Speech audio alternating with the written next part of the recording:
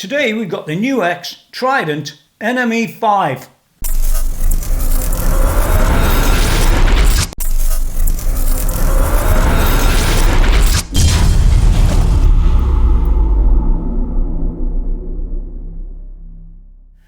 Okay, well, from time to time, people like NUX send me various bits of equipment to review. And anybody that knows my channel will know that I usually go into great depths to show you exactly what the device is all about, what the warranties are, what the components are inside, the overall quality, which is hyper important on a device, any device, and you know, that sort of thing, and all the features, the benefits. If there's any software, I'll go through that. All these things today are going to be covered. So yeah, look forward to the Trident guitar processor. So this is a sponsored review, although as far as the sponsorship goes, I did actually try and buy this from my friends at NUX, and they declined to accept my money actually. But that's okay, you'll get an absolutely, totally genuine review. I can't wait to look at this, this one looks particularly interesting.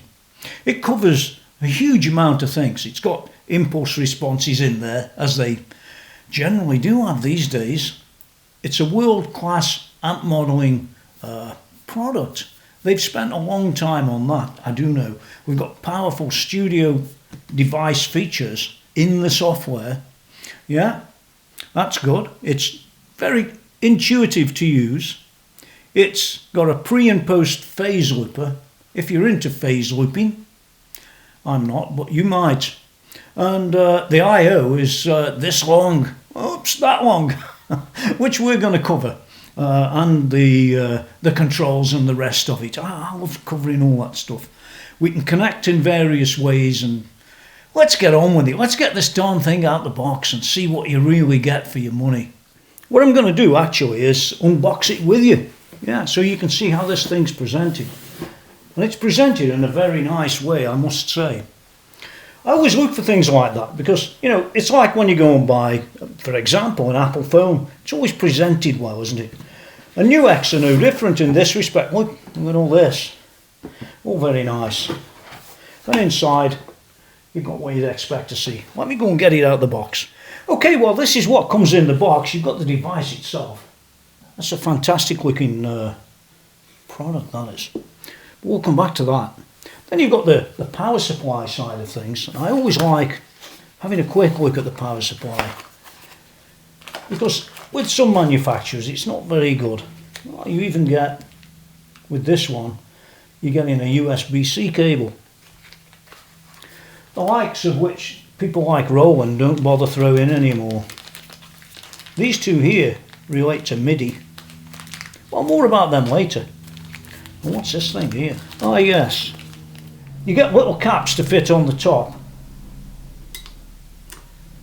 that help the device somewhat. Some people think so. Me, well, I'm open-minded at this point, but we'll get to that. You get the Trident manual and one or two bits and pieces in there, which we'll come back to. So I think first of all, what we're going to do is take a closer look at the Trident itself. Yeah, very nice looking device. Yes, so let's take a look inside first, quickly, at the quality and the type of products that are in there. NUX actually did create a little video that showed you the sort of insides of the device, and I thought that was excellent actually.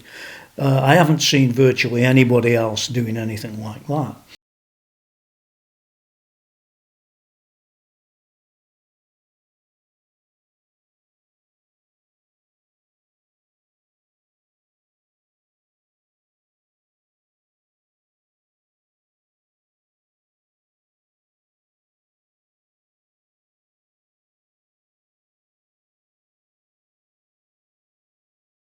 But we're just going to take a look ourselves, just so that you get a real, true, personally presented internal. Okay, well, here we are, taking the first look inside the NME-5. At the top, you've got it says there main, so that's probably the main board. We've got a secondary board underneath that's looking after probably most of the controls. And down the bottom, this is where you see the pedals, the ones you're pressing hard, and it's good to see them on a separate panel because of the amount of aggro that they could get. You can see there's a few connections across on the device. Not much else to say at this point with what's there, except this case is actually a cast case, if you can see that. And cast cases do cost a bit of money to make. You know, you've got to pay for all the manufacturing aspects when you're coming down to cast cases like that. Okay, let's take a quick look at the underside of the motherboard. I flipped this around so you can see what's going on in here. Well, first of all, you've got a main, I'd call this a processor board myself. Yeah, and there it is in all its glory. It's yeah, it's like all the others I've seen generally, but we'll have a quick look at some of the chips maybe further down the road. As you come across off the main processing board, you fall back to this motherboard with all of the I/O and the rest of it over here. It's all fair enough quality throughout, and I like the casting actually. I think that's a big improvement over some products out there that are just pressed tin or steel. Yeah, I could argue that, well, these are plastic. Well, they are on the board, but they're not actually on the output side. They are metal, which is good, always good. These are plastic on the outside, but they are screwed in to the housing, so they can't move and things like that. And once again, you've got some more steel I/O going on, which is always a very good thing to see. But more of that when we get round the back. It's got the usual capacitors, resistors, you name it, small chips like these. You can see them. Well, just about you can see them, probably from there. But don't worry too much about it. We'll have a little section about a couple of the chips and move on from there. So internally, I'm not really too worried about this one. It does look, well, it looks like what you'd expect, rather than something that you might not expect and then later have problems with. This one looks pretty much okay. Well, there you have a quick look inside, and there's nothing to be bothered about too much in there. We might take a quick look at the chips a little bit further down the road. So what I'm going to do now is come in and have a look at the top controls and the back controls, as we normally do. And anybody, by the way, who wants to skip these sections, it's no problem. Just look down in the text or just look across the bar as you start to scan across, and you can see the various chapters, which is always good. Some people love to see this stuff, other people don't, and I understand that. So that's one of the things I did to sort of help things. But in my opinion, it doesn't matter how you look at it, what's inside this unit really does matter, because what's inside there, if it's not good, it's going to let you down sooner or later. And if it's going to let you down sooner or later, and you've got a situation where you can't get it repaired, or you can't this or you can't that, then it can become an expensive device, whatever brand it is. So these close-ups, in my opinion, really do add value to the overall products that I review. And that's why we take a look inside. So let's go a bit closer. I'm going to plug this in so you can see it lighting up, if you like that sort of thing. And, you know, we'll have a look at what's going on. By the way, just before we do move on, the power supply is one of these type of things, like a wall wart type of device. And it can, well, this one comes in a English version, just like so. And no doubt they've got converters for different countries. It's got all the approvals and the rest on it. Not too worried about that. Okay, this will be what you get when you turn it on. Here we go. This is version 1 of the firmware. There we are. We've got various presets and the rest. So I'm just going to run through these pretty quickly. I'm not going to spend all day on them because I don't think it's necessary, because we're going to go off into the software a little bit later. Well, I think you could really take this front panel and break it down into 5 or 6 different parts. If we relate to that section there, call that one section, this a second section, this a third, that a fourth, and this bottom panel with all the buttons on that we press, yeah, we'll call that the fifth. So working around it, it gets easier, because when you think of them like these subsections, everything works, well, quite nicely. So if we take a look at the first section, the delay and reverb section, we've got loads of stuff here. We've got a level knob, which is pretty, well, most of this stuff's pretty obvious if you want the truth. We've got a level knob there. We've got a level knob for the reverb. We've got a number of things below it: time, repeat, decay. And we've got these little switches here. And they basically have 3 delay types: BBD, tape and digi.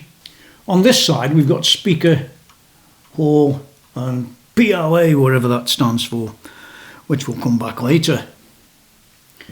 Moving along to the middle button, the middle switch should I say, this relates to the routing. Okay, so we can have it there or there, and again more about it later. Let's move along to the modulation and effects section. In this section we've got a rate knob for modulation. On this side we've got a sense knob for adjusting the sense. Pretty obvious really. We've got 2 switches here. We've got chorus, tremolo and phaser. And on this side we've got compression, filtering and pitch. And these are the 2 little switches that we can set accordingly, depending what you want. We've got a depth, a level and a level. Yeah, what more can I say about them?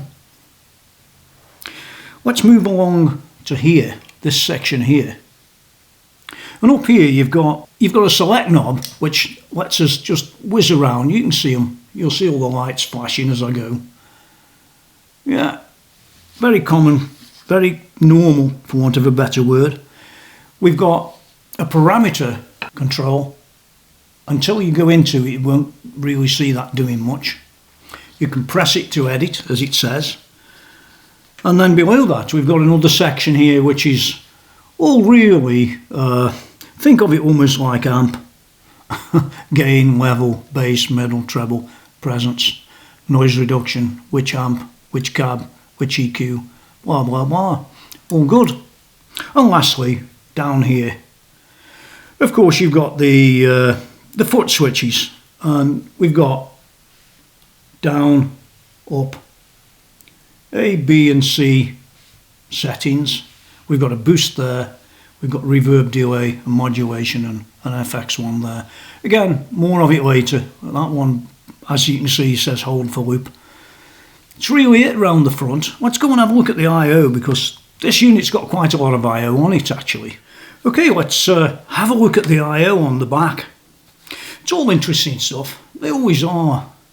Yeah, lots to look at on this one. We've got, first of all, we've got the 1/4 inch or 6.3mm expression pedal jack. Doesn't come with an expression pedal, but you can put one on. And you can buy them often for as low as £15 or $20 or something like that. I'm sure they'll work if you give them a go. But maybe NUX even have their own pedals that you could buy. Just check on the website.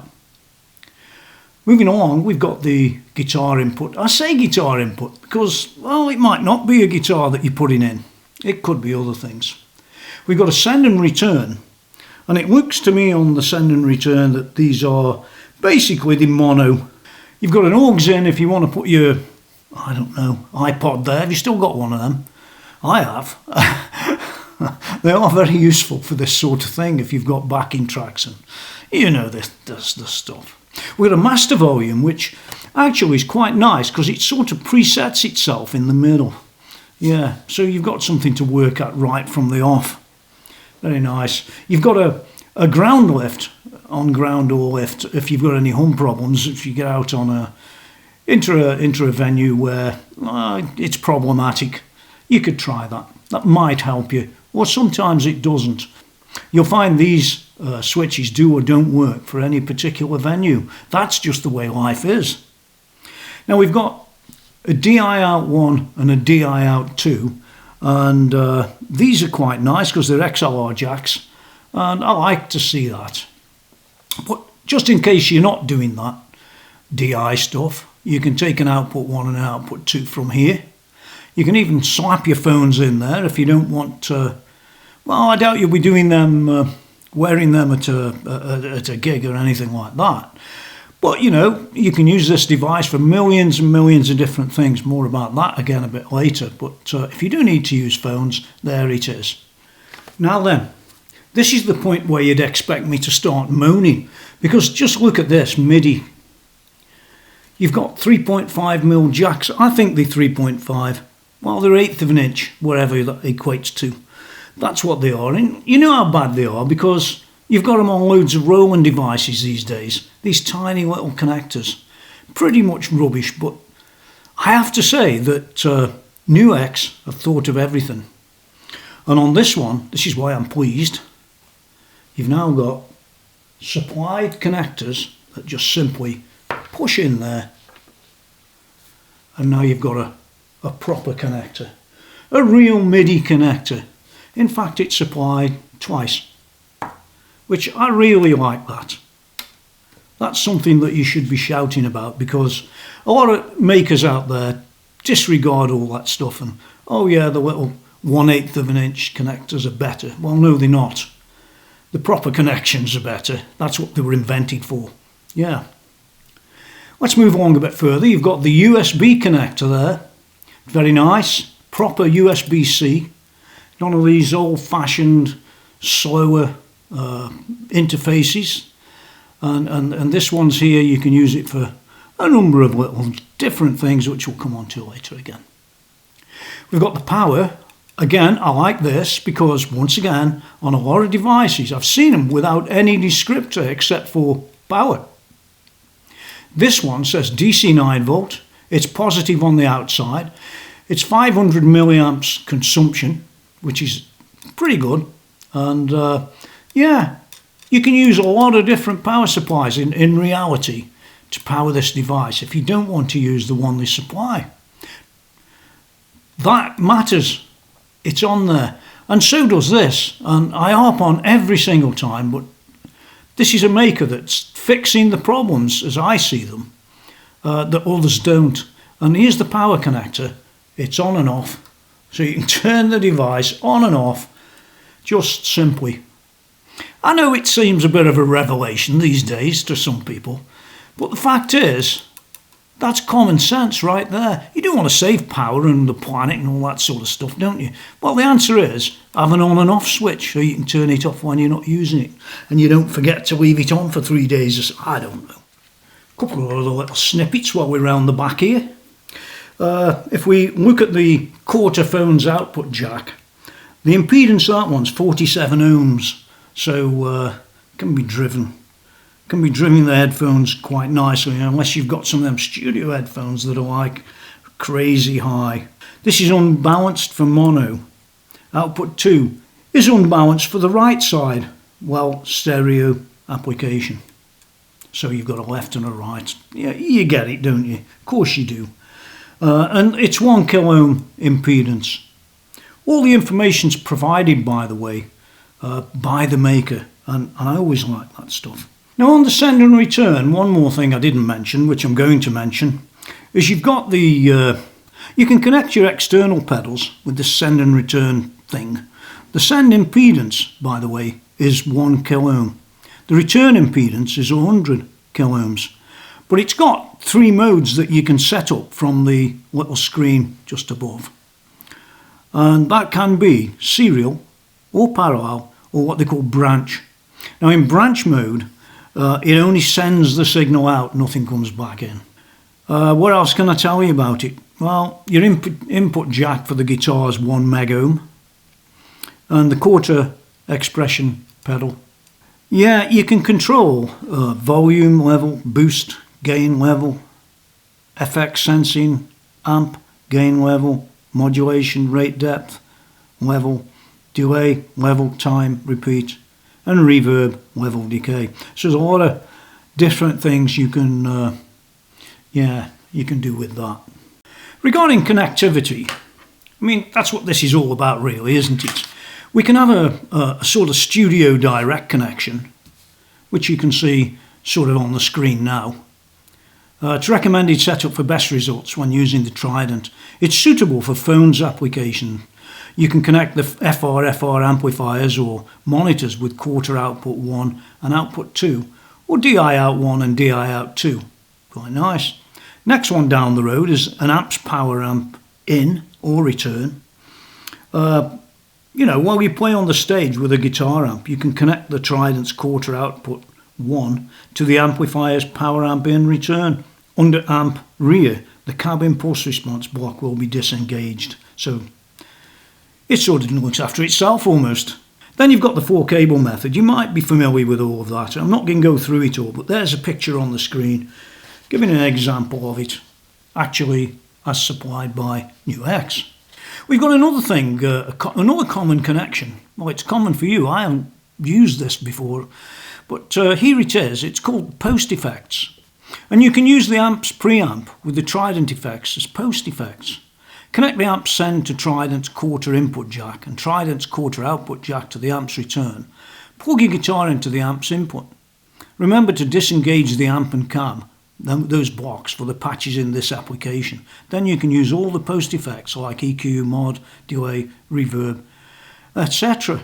Yeah, straight out the pedal, straight through the amp. Thanks very much. Next one up, we've got a pre-effects connection. And again, you can see it on screen now. This is the simplest connection between the Trident and your amp. They don't really recommend doing this, but if there is no choice, it's the only way. Be careful what you do with it, that's what they say. And in this setup, trying to bypass all the Trident's blocks in the beginning and tweak the amp's EQ sounds as flat as possible. Then start using Trident's patches to play. Well, it all sounds a little bit hairy-fairy, that one does, so I'd leave that one off. Well, there we are round the back and over the top. Quick look. Don't want to spend all day on it, everybody's seen a pedal, but this one, I just wanted to go a little bit further. I like this MIDI stuff. I think it's a fantastic addition that, well, nearly all the others never supply, never think about, never care about. Here we are, NUX. I've thought about that, as they did with the on-off switch, as they did with the voltage on the back of the unit, and so many other aspects, including those setups. You can tell that there's some thought gone into it, really, and that matters. Yeah. You're buying a pedal like this, it's not that expensive, more about that later, but at the end of the day, it's cast, somebody's put the effort in there, it's got all these various additions that you don't get on the ordinary stuff, and some of the ordinary stuff, I call it ordinary stuff, the likes of Boss and Roland don't always do what you think they would, and I've noticed that depending where the Roland Boss stuff is made, you get a variance of what's supplied. Go and check yourself. Yeah, it's something they never talk about, but I do. So what I want to do now is to move on. I'm not going to go down to the screen down here. It's far too small for me to be doing a demonstration, a review with a tiny screen. I don't think that's the best way to proceed. But you can use the software that you can download for free. And I propose that we do that. We'll download the software for free, stuff it on a PC, do a little bit of work and show you what we can do with the software, because I think the software does make quite a lot of difference to the operation. Now you can sit here and twiddle with the knobs until it just sounds good. Of course you can. And you can go through the various general features, I'll call them that, like turning various aspects of the device on or off. It depends what you want. Yeah. Some people want all that, and other people definitely don't want all that. a lot of guys I speak to these days, they're only interested really in how simple is it to use. I don't want 20,000 IRs, for example. Well, you won't get 20,000, but you can put your own in this, but more about the IRs and the rest a little bit later. Okay, well, I've almost bypassed the chip section, and I'm not going to do that. I'm just going to talk a few minutes, a couple of minutes, and you can zoom past if you want from either down below or in the menu, and go from there. But for the guys that like that sort of thing and want to see what's in the unit, bearing in mind what it is, well, that's a good thing to do. So it's coming up next, and after that we'll get on with the software. Okay, let's talk a little bit about the processor. I'm not going to go into hyper depth, it's just an introductory comment. This is the i.MX RT1170. It's a new high-end processor of the i.MX RT family, which features NXP's advanced implementation of a high-performance ARM Cortex-M7 core operating at speeds up to 1 gig. And a power-efficient Cortex-M4 core up to 400 meg. I am reading this, by the way, it's not in my head. It never would be. The processor has got 2 meg of on-chip RAM in total, including a 768 kilobytes of RAM, which can be flexibly configured as TCM, which is 512 kilobytes of RAM shared with M7 TCM, and 256 KB of RAM shared with M4 TCM, or general purpose on-chip RAM. The i.MX RT1170 integrates advanced power management module with DC-DC and I.DO regulators that reduce complexity of external power supply and simplifies power sequencing. So there.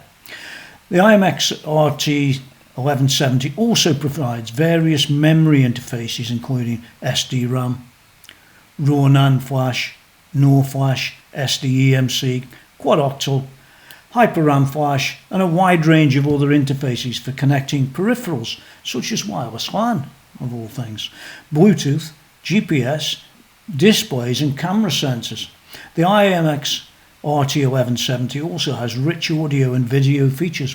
It includes MIPI-CS, DSI, LCD display, graphic accelerator, camera interface, SPDIF, and I2S audio interfaces. There's a lot more about the main processor here, but I'm not going to go spewing all this out. It goes page after page for many pages.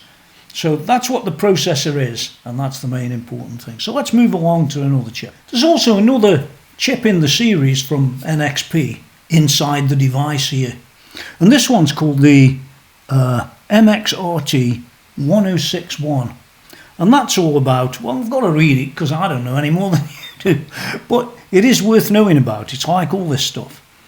This processor has a 1 meg on-chip RAM, 512K, can be flexibly configured as TCM or general purpose on-chip RAM, with the other 512K in general purpose on-chip RAM. The i.MX RT1060X series integrates advanced power management module with DC-DC and LDO that reduces complexity of external power supply and simplifies that sort of thing. Anyway, there it is. It works for industrial human machine interfaces, motor control and home appliances. So there's another chip in there made by Etron Tech, and that's an EM639325BK, which is basically 4 meg times 32-bit synchronous DRAM or SDRAM. Yeah, and that was developed originally, it seems, in 2015. And there's another one in there made by ESMT, which is a M1 2L2561B156A or something like that, which is also memory, so I wouldn't worry too much about that. I did also notice there was a WinBond chip in there, which is probably A to D or D to A converter, but I couldn't really read it, so it's just note that it's in there. And it is WinBond, and you see a lot of those in these types of devices from almost any maker. And you can see on the screen now another chip from a company called ESS Technology. And that chip's the what they call the Sabre, an ES980Q DAC. It simplifies multi-channel line level setups with best-in-class performance integrated into one small package, and trust me, it is a small package. They are bragging about it so much on here, and temperature ratings and all sorts of things, but yeah, it's a combination of ESS legendary Sabre DACs with a performance matched 2-volt RMS line driver output stage, resulting in an optimum system performance. In addition, system designers can save a total bill of materials. So they're integrating more and more into these DAC chips as they move forward, and you end up with smaller units doing what the bigger units couldn't do historically. This chip functions at high input sample rates, handling PCM sampling rates up to 768 kHz and DSD rates up to DSD 512, as well as TDM and DOP formats. The part also includes 2 SPDIF encoders to convert PCM or TDM to an SPDIF output. There's lots more, I could go on all day with that, but I'm not going to. So that's covered the sort of chip section, some of the chips that are in there. I think the Win Bond was probably an A to D, and that's probably a D to A. Yeah, something like that. Doesn't really matter too much, but you get an idea of the quality of the unit and what's in there, and even how this casing's been cast and stuff like that. These casings, when they are cast, you imagine some of the old Roland stuff from years and years ago, which were cast cases. In some of those cases. Cases, I'm getting mad. Yeah, and they can stand the road like nothing else. None of this flimsy steel and tin. This is the real McCoy stuff, this is. So they can take the knocks. It's important, especially in a device that's meant to be thrown around a bit. It is going to be thrown around a bit, unless you use it in a studio or using it at home or that sort of thing. And I guess a very high proportion of people that will buy this won't all be gigging on the road. They'll be, well, if you want the truth, they're probably playing at home or that sort of thing. Maybe have a meet up with the band now and then, and you know, that sort of stuff. For me, it's quite useful for the studio. It will be useful for the studio because you can go direct in and all the rest. I know you can do that with others, but there's a lot going for this one.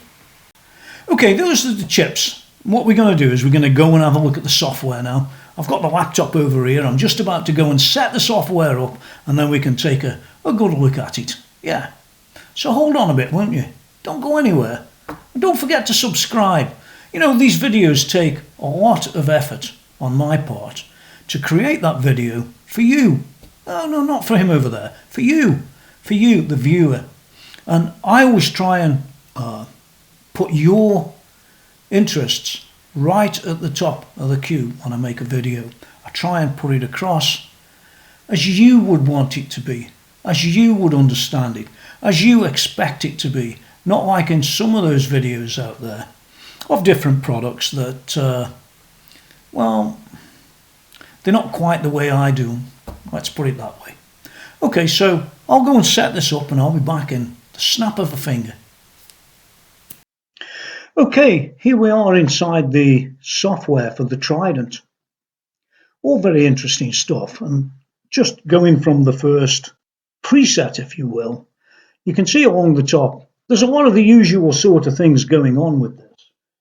It's all pretty standard, as far as I think anyway, at least. If you look at it, we've got this line where we have various components for the audio that go across there, and we can turn them on or off accordingly, and we can bypass them, or we can choose different ones. If I wanted a red comp there, I've got a red comp there, and it very nicely shows me the picture. I really love that. That's fantastic. Okay, so we've got that. We've got this sort of whole section down here of these presets, and there are a lot of them. You can see them down here. We can just whiz across to any of these. There's Petrucci's lead. It either is or it isn't, but that's how it comes. And yeah, you can tweak and adjust until your heart's content. Yeah, very, very clever stuff. But nice and easy as well. I like it to be nice and easy, don't you? You don't want to be running around for forevermore, do you? So if we look at the noise reduction, well, we've got a noise gate. Move along. What's the next thing we've got here? Studio comp. Then we've got a bypass guitar. What's this here? Let's click it. Yeah, a booster. Moving along to the amp, we can have all these different amps that they claim. They might well be good, or they might not be good. It's a question of personal point of view and personal perception about these various tones. They don't all sound bad to me. They might all sound bad to you. It's a subjective position. And then we come to the cab, and again we can choose any one of these cabs. There's quite a lot of them, but you can also have user ones and custom ones and so on and so forth. So if I just click on the cab, yeah, you can see it there, and you're able to make adjustments of it. You can see them there. You've got a low cut, high cut, blah, blah, blah, blah, blah, which is all well and good. Depends what you want to do with it. And we can move the mic even, choose different mics, depending on what you're trying to do. It's a very common sort of practice these days with most of these types of software from most people. Even on the power on, can we adjust that? Yeah, we can. Yeah, we can. Just by holding your finger down and away you go. You can't change the tubes. No, you can't. Maybe you can somewhere in here. We've got send and return there. There's an EQ over there. We've got a modulation going on down here, which allows you to choose one. A bit of a rotary, yeah, why not? Oh, it isn't the rotary I'd like, but never mind. It's still a rotary. We've got a reverb. Again, spring plate, room, hall, blah, blah. And moving down this delays. Again, you've got a number of them. If you choose one, you can sort of play around with that. Till your heart's content. It's all good. On this Petrucci one, there's his amp. It's all good. All good. Can we click the inputs? No. Let's go back to the start. Okay, so you've got the usual sort of things going on. Everything that you'd expect. We can choose these down here, and of course we can choose them down there as well. And when you see them like that, you can realize how many presets are in there and what they are. It's quite a lot, I would say. You keep it good for hours, won't you? But for the guys who actually like to play and don't like to sit there in software forevermore, you can set this up, and if you like, you can forget it. Set it up and forget it. The other type of guys that love to, well, really, they do nothing except play around in these sort of pieces of software. A lot of guys do that. They claim otherwise, but I don't know. Well, it's up to you what you do. You come down to this one, by the way, and if you click it, you can rename it. But if you just hit the speaker, you can actually see the IR in a graphic format. We can tweak various parameters accordingly, which I think is nice as well. We've got a little section up here for settings. It's all good. Recording level, playback level. Glad we can adjust them. This is in routing mode for normal, but we talked about routing earlier on some of the switches on the front of the actual pedal itself, and we can change them here. Yeah, no problem, and we can store them here. Okay, we've got MIDI list. I don't know what's in there. There we go. What's where and what does what. Yeah, lots of them. So there's lots of control if you want it. I'll cancel that because I don't really want to change anything. We're English language. Does it support other languages? Chinese, I'm afraid, and another one. We can reset it to default. It's version 1, remember, so it will be getting updated. I'm quite confident that NUX, they update reasonably regular and offer extra little bits and pieces things like that. So that's, again, it's a good thing. We've got knob controls, straight or round. We can make them round instead.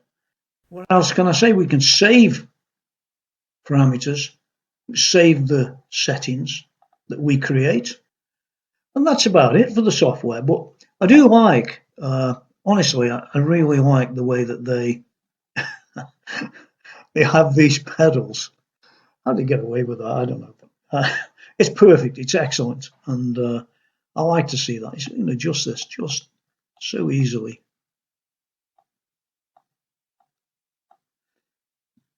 And of course, you can turn it on or off. You know, an analog one. Oh, 7-band or parametric. Oh, well, there you go. Says everything. Great. Fantastic. On or off.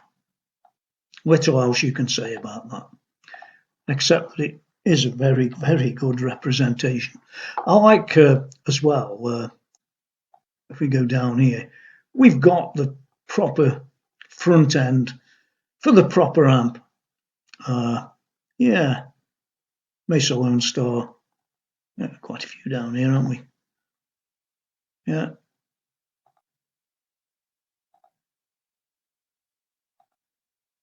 Various different MK drive, MK lead. Herman's Gritty. Oh, they're all in here. Yeah, lot to go at. Real lot to go at. You'll have fun with this. So anyway, that's going to end this particular section. I only spent all day on it. And, let's go back up. Just talking a little bit more about that software. There is some basic example in the manual covering a few different things. But if you go onto YouTube, the likes of YouTube, you can find lots of videos kicking around that have got other examples rather than mine about the software. Do remember though that whatever you do, you don't have to use the software. You can do virtually everything from here. And I just want to show you one or two close-up things here just before we put an end to all of that. So as you can see there, we've got a number of parameters across here which are really global settings. If you press those two, you end up in these global settings, and it's quite easy to move around and choose different ones for whatever it is you're looking for. I'm not going to go into great depths, but just to say that there they are, and if you do choose one, well, you can go and set it there. You get the idea. So as far as everything's concerned on this unit, there's very little that you can't do from the actual physical hardware. And I think that's a very big positive, actually. Yeah, some people just don't like software. But if you do like software, you can get to it just the same as you always could. Very similarly to like some of the other NUX stuff, and certainly like everybody else as well. They're all on the software joint. In fact, some of them are on cell phones these days, and it doesn't add up to me. It's a bit little, but that's another story. So what about that warranty? Well, you do actually get a NUX card in the packet with the manual, and on the NUX card, I love this. This is really nice. Great marketing. NUX more than expected. It's great. And it is more than expected because they even go as far as giving you the USB-C cable that some people have griped about me mentioning when it's not included by other brands. And here we have a great company even giving you the little USB-C cable. It says a lot about the other companies who aren't prepared to throw in what's really a very low cost item. It's half a job from those other people. With this company, they've thought of everything. You don't need to buy a single thing. You can take everything that comes in the box and you are rocking and rolling. It's that simple. But this is an international guarantee. And I was talking about warranty. It is a 1-year warranty. But that's okay. No problem with that. There's your little proof. You even get a little sticker as well. All them things are all included, along with that cable, and even those little plastic tops for the top of these, if that's what you like to use. I don't. I also love the MIDI cables that they include to turn the MIDI into, well, MIDI. Brilliant stuff. Yeah, like everything about all that. So what about price? Price matters these days. Well, we're all worldwide looking after the pennies these days in the climate that's out there. And price really does matter, along with the warranty and the manuals and everything else. So the price for this in the UK that I've seen it, I just took a look around, and £360. The previous device that was sort of similar but not as good was about 290, 300. So it's a slight increase in price, but not by much. But the specifications changed as well, and I think if you take all that into account, well, you're getting a reasonable deal for a reasonable price. I'd like to have seen a warranty maybe a bit longer, but you've got a 1-year warranty, and because it's so robust, I don't think that you'll be getting that many problems with that. Now, the price in the USA, I can't tell you. I'm just telling you what it is in the UK. You could do a conversion, but sometimes that doesn't work correct either, does it? Oh, and by the way, we are going to do some demos of the sounds that are in this. It's not just a technical overview or anything like that. You are going to hear it. We might put some tracks on the end or something like, who knows, but it's going to go direct into the desk. Take note right now, direct into the desk, and what you hear is what comes out.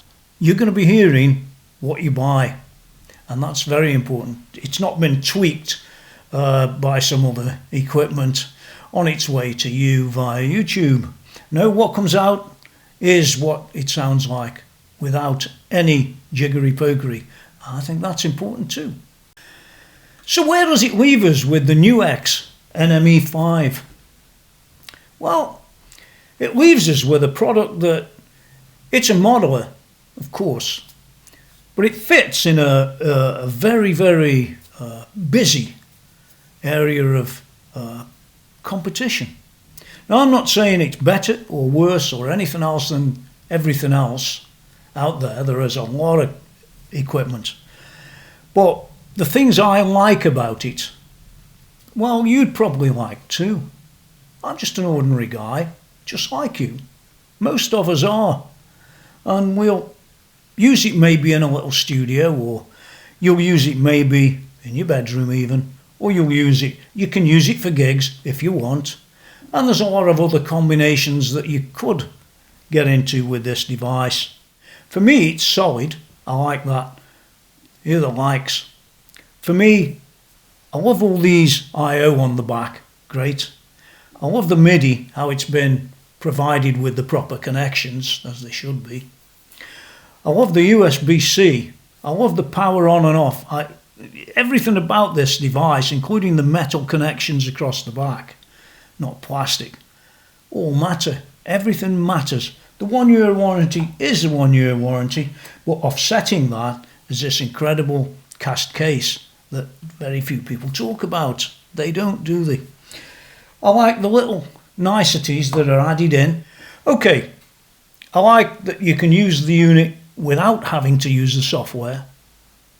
I like that the software installed perfectly first time. It found the unit first time, and everything worked first time. That's not always the case. For example, on one of the headrush devices, more of them soon, didn't work right. Yeah, this one was perfect. Headrush was twice or 3 times the price. So is there anything I don't like? Well, there's always going to be something I don't like. I would have liked a 2-year warranty. It's not there. That's sad, but that's life. I would have liked maybe newer firmware, but it's only just been released, so I can't have my cake and eat it, can I? What else? There's not much really. I would have liked a bigger screen. I don't like the tiny screen much. I can imagine being at a gig and deciding that, well, I want to change a load of stuff. And you've got this tiny little screen to work on. It's not the best answer for me, but I don't really do gigs anymore. So you might not. If you're sitting with it at home, no problem. If you're sitting with it in the studio like me, no real problem. But it's just a point I wanted to raise, that this would have been nicer, a little bit bigger. Is there anything else I don't like? Well, no, not really. All the rest of it is pretty much exactly what I'd expect. I like the sounds, they're reasonable. Nothing wrong with them. I like the fact that you can load your own IRs if you want to do that. I like the fact that there's lots of speakers, lots of amps, and lots of things you can put across the path of the audio when you're in the software. But Tony, what's the score? Well, people always ask me, if I meet them out, hey, you know when you did that, you gave it this, or you gave it that, and you this, and you the other. Listen, it's just an opinion. My opinion is my opinion. It's subjective, of course it is. Some people dislike, some people don't. The fanboys might love it if I was to say 10, and they'd hate it if I was to say 1. That's the same everywhere with every product. So with this one, I'm going to give it a 9 out of 10. I'm not going to give it a 10 out of 10, really, for the couple of things that I've mentioned that they detract for me, but they might not detract for you. There's nothing wrong with the device, and if you don't have problems with that there, with the size, I don't really in the studio, but I'm just trying to look at it from all angles. And if you don't have any problem with a 1-year warranty, which really, it's pretty standard, well then you could give it a 10. I'm going to give it a 9 because I think it's a very fair score, and it's very rare that I find many products that are 10 out of 10s. This one to me, good value, they always are from NUX, and yeah, I like it, yeah, I do. So for the aspects of what we've covered, all the hardware, all the chips, all the this, all the rest of it, the software overview and everything else, the manuals, the warranty, the price, I don't think there's many out there that review them in that way. And I think personally it matters to me, probably matters to you if it's your money you're spending on it, and often it's my money I'm spending on it. So yeah, a fair overall review. Now before we get on to the actual music, let's consider doing a thumbs up, a follow, or you have to do all that stuff, and subscribing. Yeah, I need some more subscribers. Could do some more of you guys. Come on, where are you? Chop chop. I shouldn't have done that, should I? Blow your head off in the microphone. And yeah, I look forward to seeing you with the next device that's going to be coming up.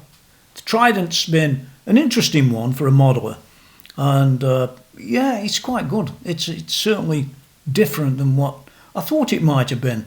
I've looked at some of the older stuff, and yeah, definitely improved. Yeah, all good. I wish I had as many amps as are in there, I can tell you that much. So don't forget to visit www.tonymckenzie.com if you want to go and see all the reviews that I've done historically. There's loads of them on the website. Lots of people go there all the time, and they keep coming back and having another look at another bit, and so on and so forth. There is a lot of stuff on there.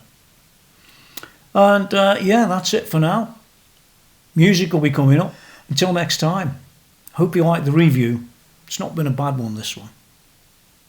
Now get out of here.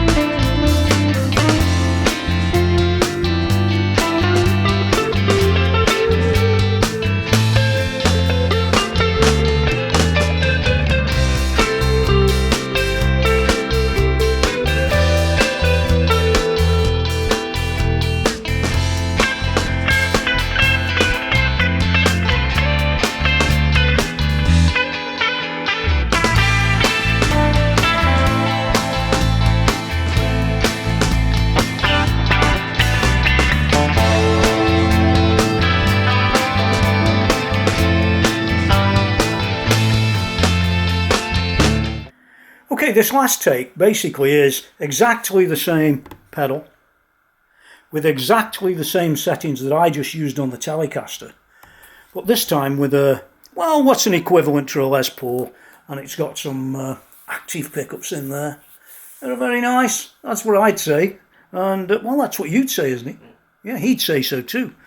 Yeah, I know he looks like, well, like Mr. Lusk. Like Mr. Lusk, yeah, more on that later. Anyway, here it goes.